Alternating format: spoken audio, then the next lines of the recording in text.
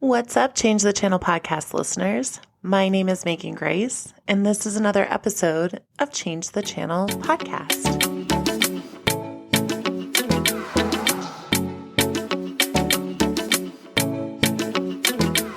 Welcome back to the show. On today's episode, I am going to share with you a story that happened to me kind of out of the blue, which is kind of these change the channel moments, right? It's just capturing everyday moments and realizing the deeper meat and meaning behind them.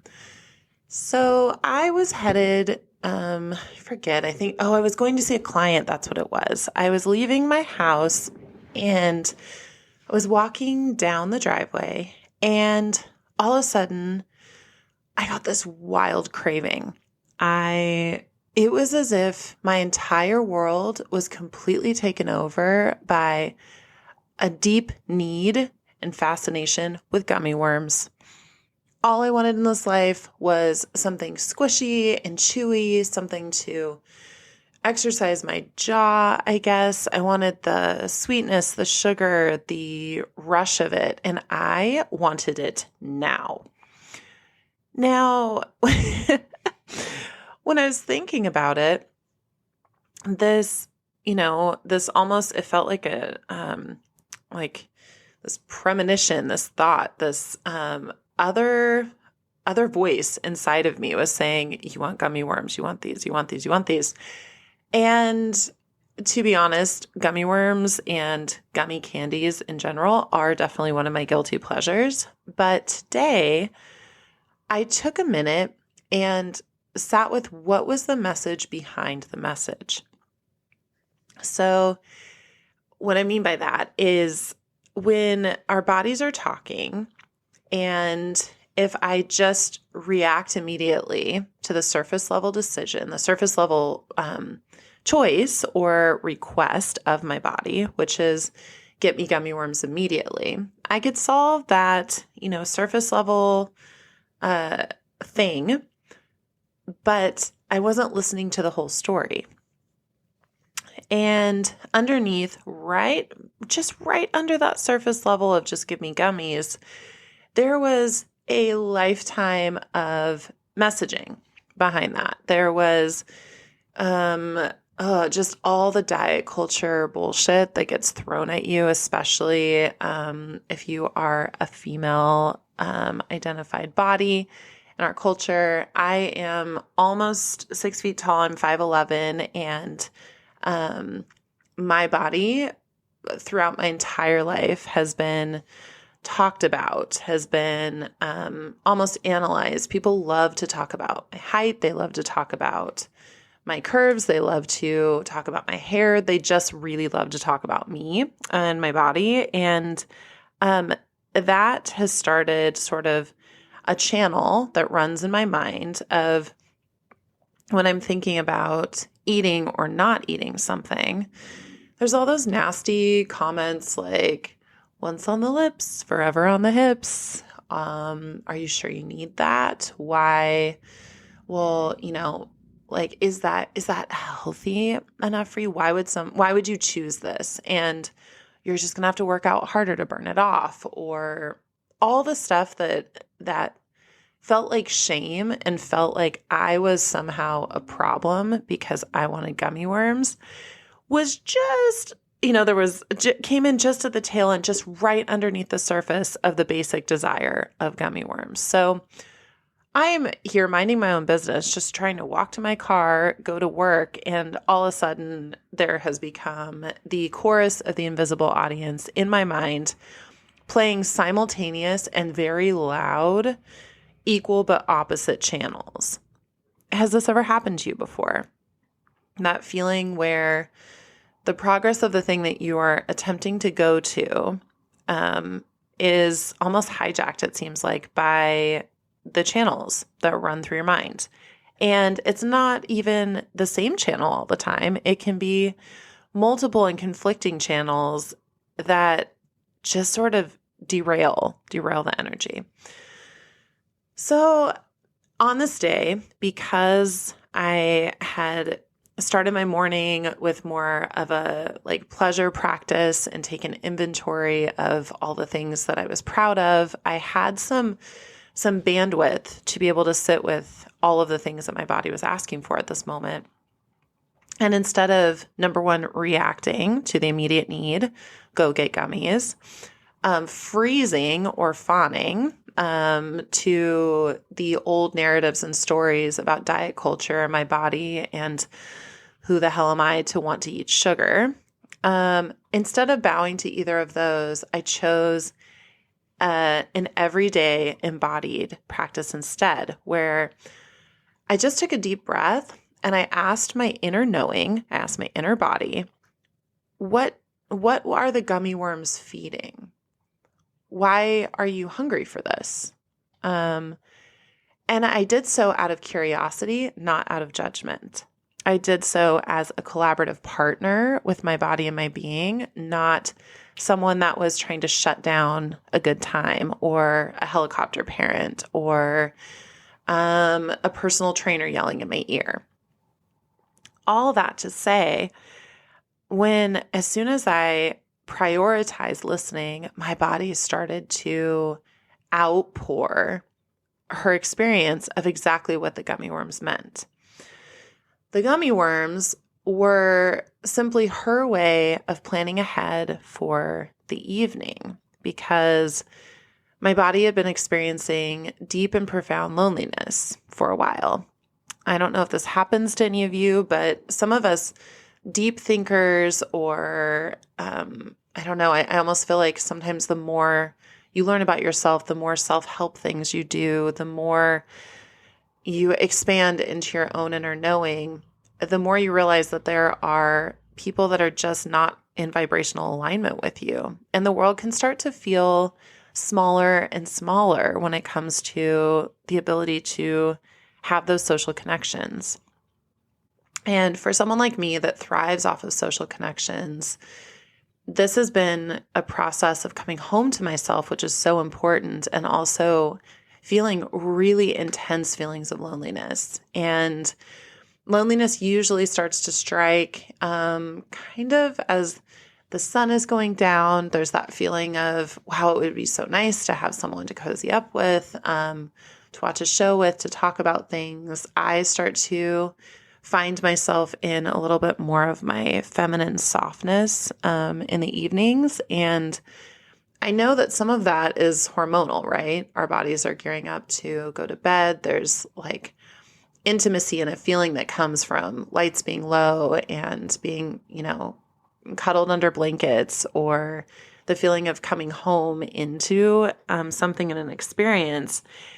And what I realized is my body was actually bracing against that experience because the idea of being lonely, especially lonely with me not even being aware that it was happening, my body just didn't want to do it. And so the easiest way to avoid that pain, to avoid that discomfort, was to create a different hormonal reaction, which is add sugar, get that initial boost, have kind of some comfort things already geared up and waiting for the evening, because my body was like, great, if you're not tapped in with me, if you're not able to be embodied with me about this experience, I don't want to go through this alone. So throw me some sugar, mama, please. Yeah, I was blown away. I was completely blown away at how the two surface level channels had completely drowned out the actual need and desire of my precious body, my being, my humanness. And it was really intense when it landed, and all of a sudden, all of the distractions were stripped away and the raw emotion of loneliness had some space.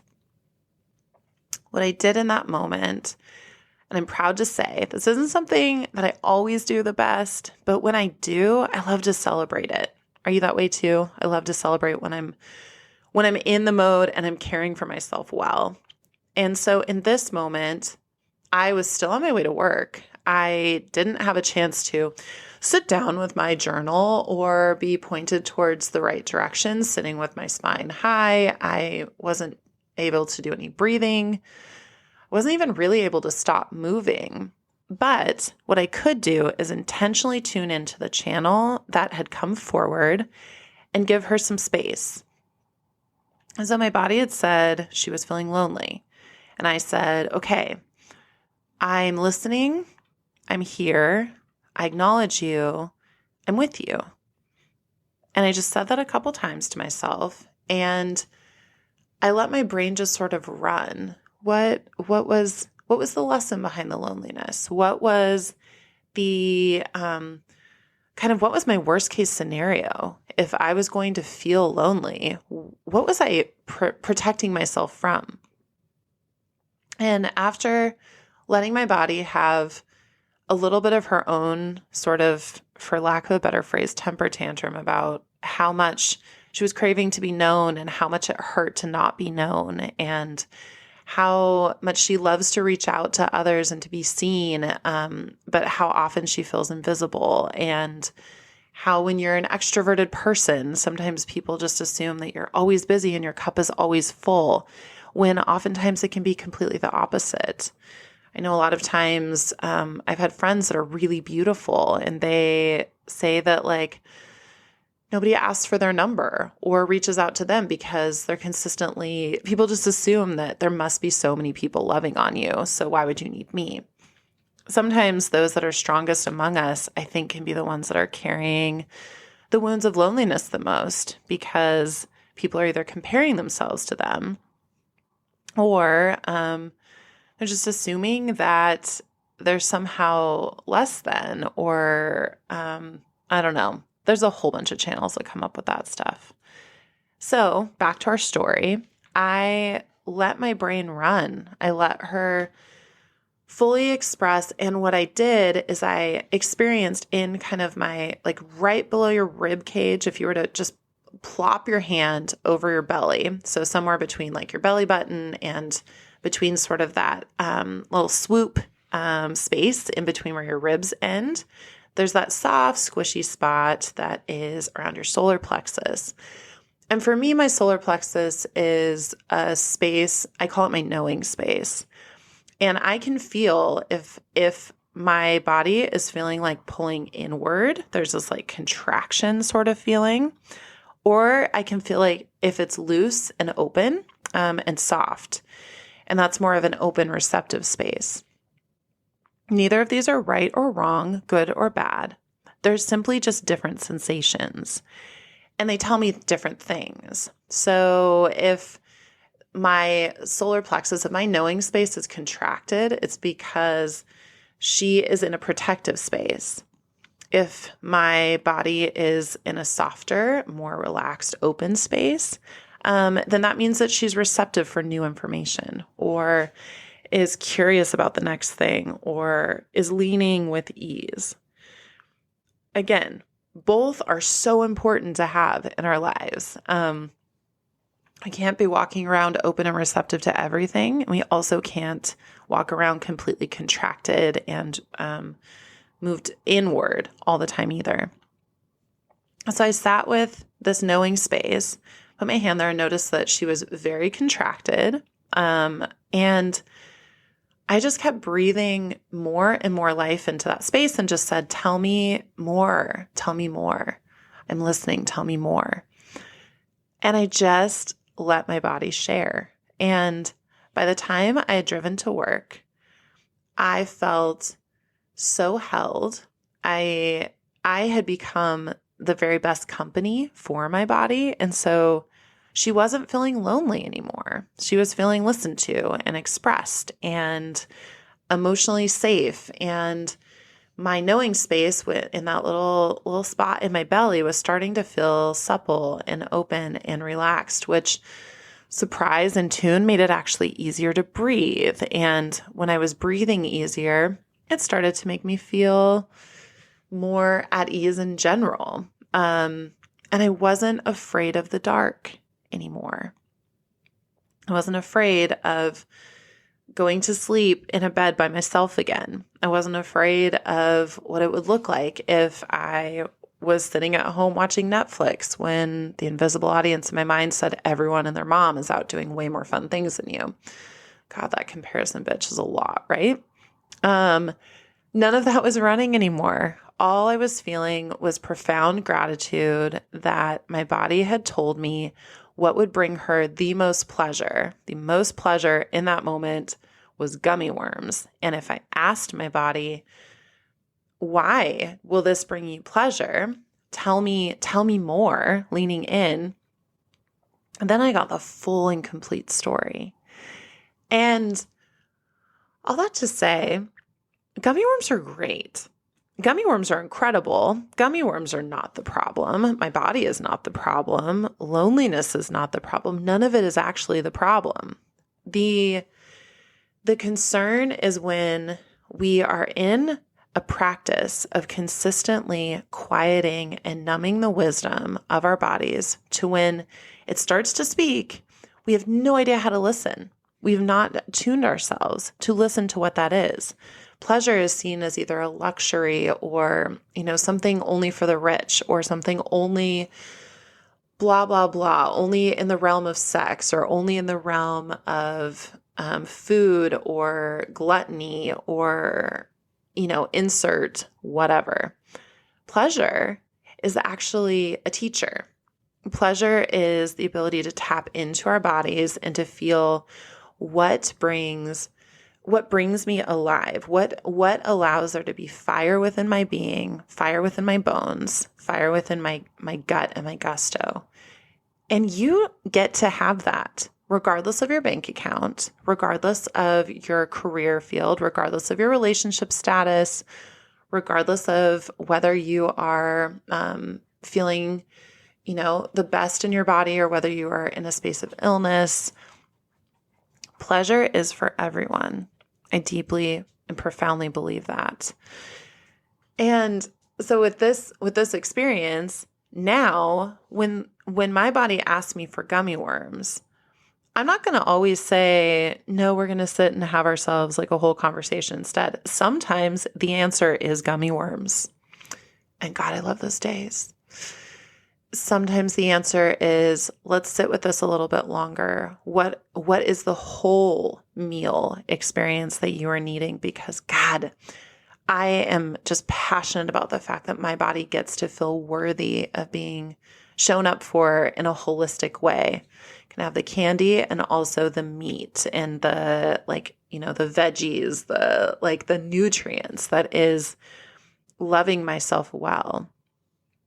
That is the channel that was changing. And for so many of us, I know that we have had all sorts of conversations being told towards us, around us, about our bodies.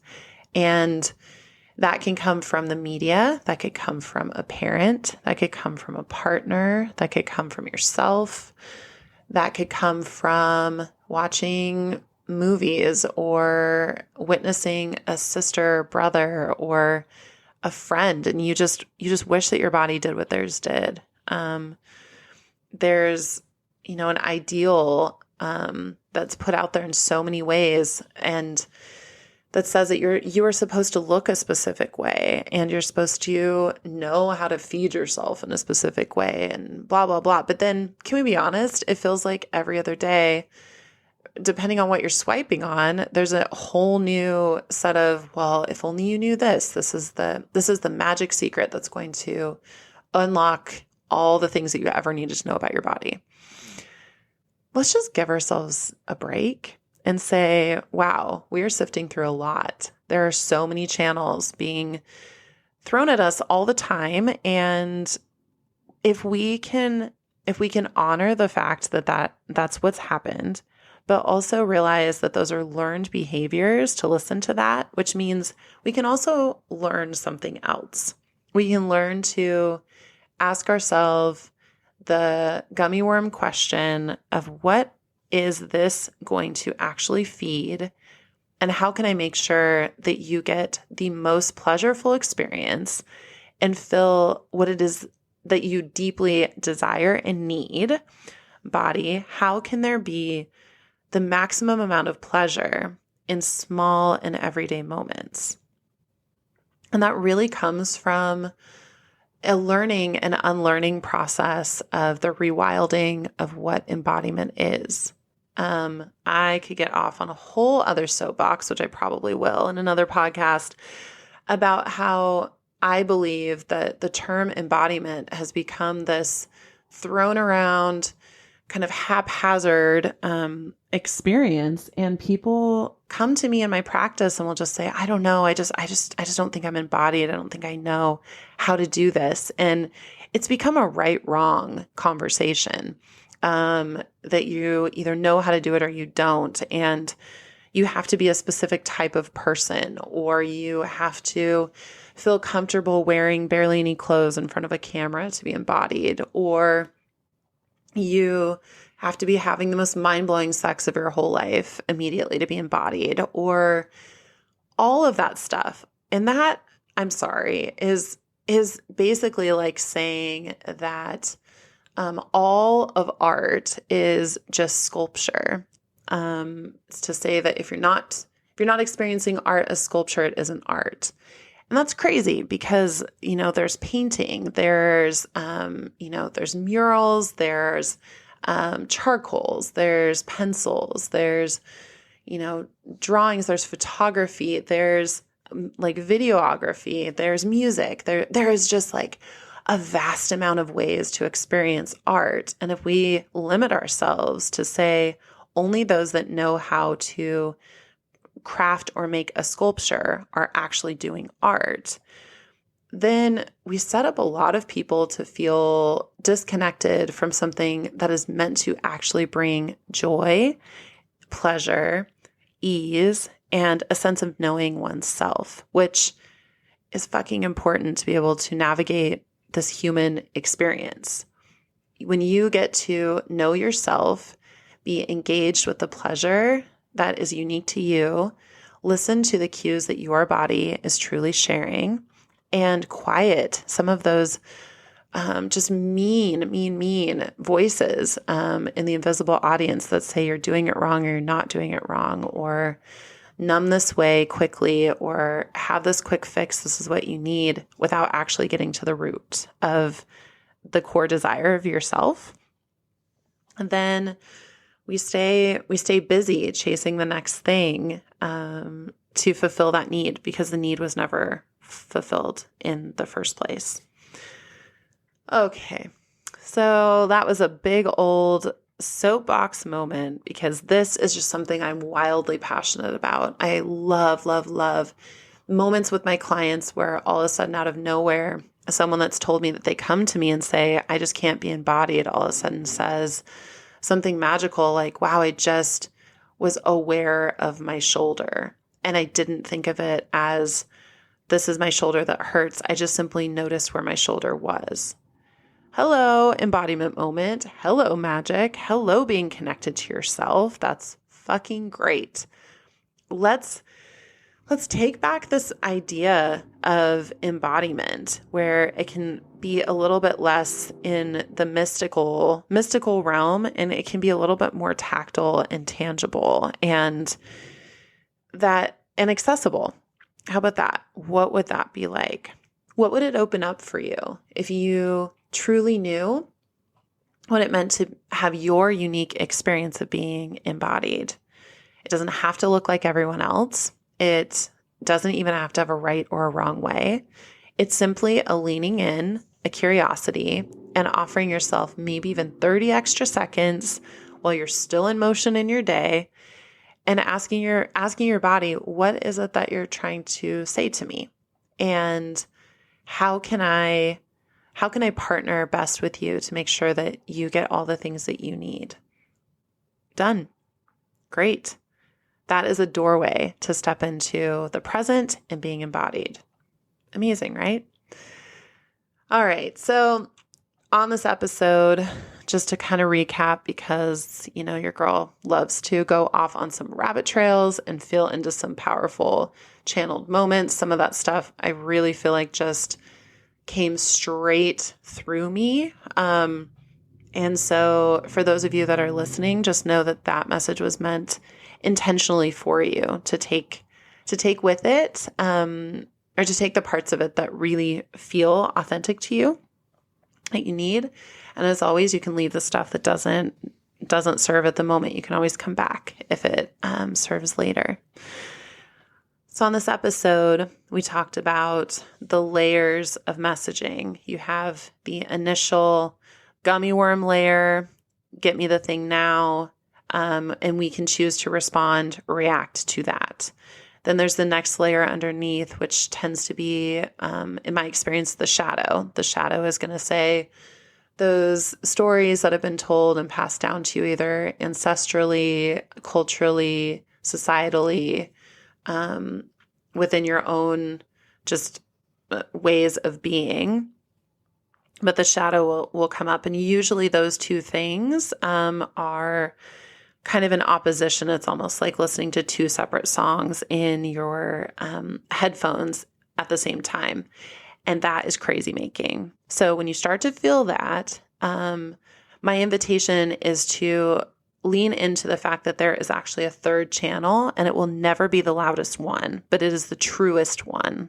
It is the one that is actually what you're asking for. And it tends to be one of the more soft, squishy emotions that's stored under either anger, chaos, shame, some of the loud, vibrant things that keep us from getting to that point. And so my invitation to you is when you feel those two channels start to rage around you and surround sound of crazy town, take a deep breath, ask your body, ask yourself, ask your inner knowing, your highest self, what will this feed? What is it that I'm hungry for?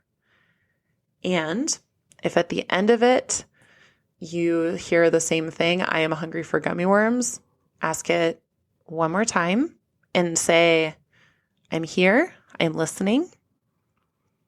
Whatever you share, you are safe to share. See what happens. See what comes up. When you do not resist, see what flows naturally through.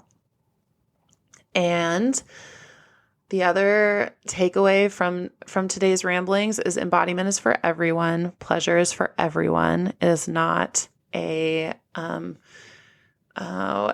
separate or something that's so far out of reach or out of grasp. Or, I really believe that we've colonized and capitalized embodiment. And I'm ready to just give it back. Where it gets to be in the hands of everyday people, and where we get to learn a new way of being with ourselves and being with others. Can you imagine what it would be like if we lived in a world where more people lived embodied, knowing themselves and creating space for knowing others as well? What could we create together? That is a channel that I'm interested in tuning into. Thank you so much again for being with me on this episode of Change the Channel podcast. Go forth, love yourself, listen to that still small voice, the third channel that's usually going, the embodiment channel. And if you're interested in leaning more into everyday experiences of living an embodied life without the fluff, if you are curious about how to incorporate pleasure into your experience in this moment, reach out to me. I would love to do a discovery call with you. This is sort of my zone of genius, the master class that I feel like I was put on this earth to live and grow and struggle and be in. And I would love to be your guide, mentor, friend, and teacher around these things because you're worth it. All right. Feel free to reach out to me at the Megan Grace MVMT on Instagram, or you can, email me at hi@themegangracemvmt.com, and let's get the conversation started. All right. Thank you so much for joining me on this episode of Change the Channel podcast. Have an amazing day.